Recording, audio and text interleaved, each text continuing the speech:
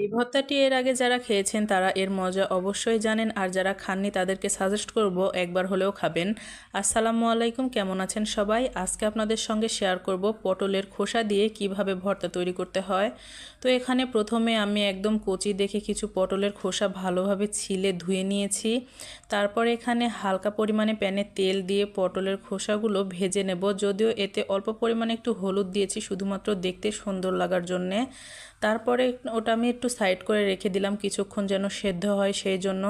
তারপরে এখানে দিয়ে দিলাম কাঁচামরিচ, পেঁয়াজ কুচি এবং রসুন। তো এখানে রসুনগুলো পেঁয়াজগুলো হালকা করে একটু ভেজে নেব, খুব বেশি কড়াও করব না। তো এখানে বেশ অনেকটা সময় ধরেই আমি ভেজে নিয়েছি। পটলের খোসাগুলো যত কচি হবে এই ভর্তাটা কিন্তু খেতে ততই ভালো হবে। তো যাই হোক, এই তো এদিকে আমার ভেজে নেওয়া কমপ্লিট। তো এখানে পাটায় বেটে আমি ভর্তাটা করে নিয়েছিলাম। যদি বাসায় ব্লেন্ডার থাকে তবুও আমি সাজেস্ট করব পাটায় বেটে করার জন্য, কারণ পাটায় বেটে করলে এর আসল টেস্টটা কিন্তু পাওয়া যাবে। আর এটা বাটতে একটু সমস্যা হয়, কারণ পটলের খোসাগুলো একটু পিচ্ছিল হওয়ার কারণে প্রথমবারে ব্লেন্ড হতে চায় না, যার জন্যে দ্বিতীয়বারও দিতে হয়। তো এই তো দেখতেই পেলেন প্রথমবার দেওয়ার পরে হালকা পরিমাণে ব্লেন্ড হয়েছে এবং দ্বিতীয়বার দেওয়ার সময় এই তো কি সুন্দরভাবে ব্লেন্ড হয়ে যাচ্ছে। আর এই তো এখানে পিষার সময় কিন্তু আমি লবণটাও অ্যাড করে নিয়েছিলাম। তো এই তো আমার অলমোস্ট বেটে নেওয়া কমপ্লিট। তো দেখতেই পাচ্ছেন কালারটাও কতটা সুন্দর হয়েছে। আর পাটায় বেটে কোনো একটা ভর্তা করবো, আর সেই ভর্তা করার পরে পাটায় একটু ভাত নিয়ে মেখে খাবো না, তা তো হতেই পারে না। তো যার জন্য এখানে ভর্তাটা করার পরে আমি পাটায় কিছুটা ভাত নিয়ে মেখে খেয়েছিলাম। যদিও এখানে ভর্তার কাজ এখনও শেষ হয়নি, আরও কিছুটা কাজ বাকি আছে।